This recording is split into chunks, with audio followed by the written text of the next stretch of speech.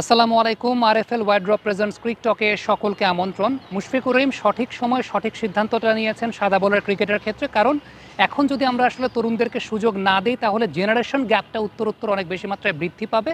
এবং একটা কথা তো সত্য যে মুশফিকুর রহিমকে রিপ্লেস করার মতো ক্রিকেটার আমাদের পাইপলাইনে তো আসলেই নাই। কিন্তু সত্যি কথা বলতে যদি তিনি এখন আরও কন্টিনিউ করেন তাহলে ওই প্লেয়ার আরও তৈরি হবে না। সো জেনারেশন গ্যাপটা বাড়তেই থাকবে। 2027 বিশ্বকাপকে কেন্দ্র করে আমরা দলটাকে গোছানোর জন্য পর্যাপ্ত সময়টাও পাবো না।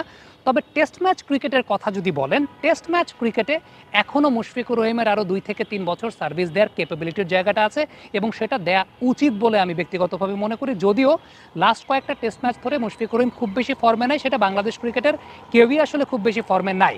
তবে মুশফিক যেহেতু এখন সাদা বলের ক্রিকেট থেকে ফ্রি হয়ে গেছেন, I would love to see Mushfiqur Rahim লাল বলের ক্রিকেটে ভালো মতো কনসেন্ট্রেট করবেন এবং তার ক্যারিয়ারের পিক সময়টা কাটাবেন লাল বলের ক্রিকেটে। আমরা যেটা দেখেছি ইন্টারন্যাশনাল টেস্ট ক্রিকেটেও কুমার সাঙ্গাকারার কথা বলি কিংবা রথি মহারথী টেস্ট ক্রিকেটারদের কথা যদি বলি, তাদের ক্যারিয়ারের পিকটা কিন্তু এই 36-37 বছর বয়সেই ছিল। ইভেন আপনি যদি চিন্তা করেন সচিন টেন্ডুলকার, কুমার সাঙ্গাকারা, ব্রায়ান লারা, বিরাট কোহলিদেরকেও যদি চিন্তা করেন, তারাও কিন্তু এখন টেস্ট ম্যাচ আরও কন্টিনিউ করবেন। রোহিত শর্মাও আরও কিছুদিন টেস্ট ম্যাচ খেলবেন, স্টিভেন স্মিথও টেস্ট ম্যাচ খেলবেন। টেস্ট ক্রিকেট এমন একটা জায়গা যেটা আসলে এক্সপিরিয়েন্সড প্লেয়ারদেরই জায়গা এবং সেই এক্সপিরিয়েন্সড প্লেয়াররা আলটিমেটলি তাদের ক্যারিয়ারের পিক সময়টা কাটান এই বয়সটাতেই।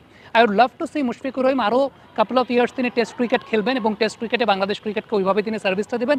এখন যেহেতু যেটা বলছিলাম যে সাদা বলের ক্রিকেটের প্রেশারটা নাই, সাদা বলের ক্রিকেটের ওই মাইলস্টোন রিচ করার জায়গাটাও নাই, ওই পরিকল্পনার জায়গাটা থেকেও কিন্তু মুশফিকুর রহিম অনেকাংশে ফ্রি হয়ে যাবেন, নির্ভর হয়ে যাবেন। সো রেড বলের ক্রিকেটে তিনি আরও অনেক বেশি মাত্রায় কনসেন্ট্রেট করতে পারবেন, যেটা বাংলাদেশের রেড বল ক্রিকেটের স্ট্যান্ডার্ডটাকে আপলিফ্ট করার জন্য অনেক বেশি মাত্রায় উপকারী হবে। এবং যতদিন মুশফিকুর রহিমরা খেলবেন test match cricket, Mushfiqur Rahim, Mominul Haque Sourav, পাইপলাইনের প্লেয়াররা ডোমেস্টিক ক্রিকেটের মাধ্যমে পরিণত হওয়ার সুযোগ পাবেন। ইনসেক্ট রিপেলেন্ট মাস্টার ব্যাচ যুক্ত আরএফএল ওয়ার্ড্রোব, কাপড় যত্নে রাখার নাম্বার 1 সলিউশন। সাদা বলের ক্রিকেট এবং লাল বলের ক্রিকেটে ডোমেস্টিক প্লেয়ারদের নিজেদেরকে রেডি করার ব্যাপারটা কিন্তু ডিফারেন্ট। সাদা বলের ক্রিকেটে যেটা হয় যে ইন্টারন্যাশনাল ক্রিকেটের এক্সপোজারটা যদি না পায় বা ইন্টারন্যাশনাল ক্রিকেটের টেস্টটা যদি না পায়, তাহলে আলটিমেটলি স্ট্যান্ডার্ড আপলিফ্ট হবে না পাইপলাইনের প্লেয়ারদের। কিন্তু লাল বলের ক্রিকেটে যে বিষয়টা ঘটে সেটা হচ্ছে আপনাকে অনেক সময়, প্রচুর সময় ডোমেস্টিক ক্রিকেটে স্পেন্ড করে আসতে হবে, প্রচুর গেম টাইম পেতে হবে, প্রচুর ক্রিজ টাইম পেতে হবে। তার আগে আপনি টেস্ট ক্রিকেট খেলতে পারবেন না, ওইটা একটা ডিফারেন্ট ইস্যু। সো আমাদের ফরম্যাটের পার্থক্যটা আসলে বুঝতে হবে। এটা আমি মেনে নিচ্ছি মুশফিকুর রহিম সাম্প্রতিক সময় টেস্ট ম্যাচ ক্রিকেটে ফর্মে নাই, but he is still our best batter in test match format. এই ব্যাপারে কোনো সন্দেহের জায়গা নাই।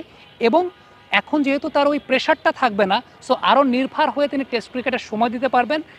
আমিও তামিম ইকবাল যে একটা স্ট্যাটাস দিয়েছেন যে 100টা টেস্ট ম্যাচ খেলবেন মুশফিকুর রহিম, আমিও সেটা মনে করি যে ডেফিনেটলি তার সেটা খেলা উচিত এবং টেস্ট ম্যাচ ক্রিকেটে এখন সেই এক্সপেক্টেড সার্ভিসটা মুশফিকুর রহিমের দেওয়া উচিত বাংলাদেশের ক্রিকেটকে এবং সেটা তিনি এখন দিতে পারবেন বলে আমার কাছে মনে হয়।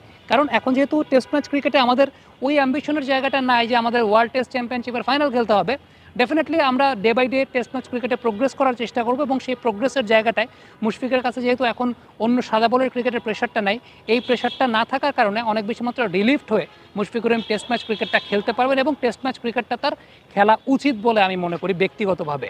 কমেন্ট বক্সে আপনাদের মন্তব্য, মতামত জানতে চাচ্ছি, লিখে পাঠাবেন।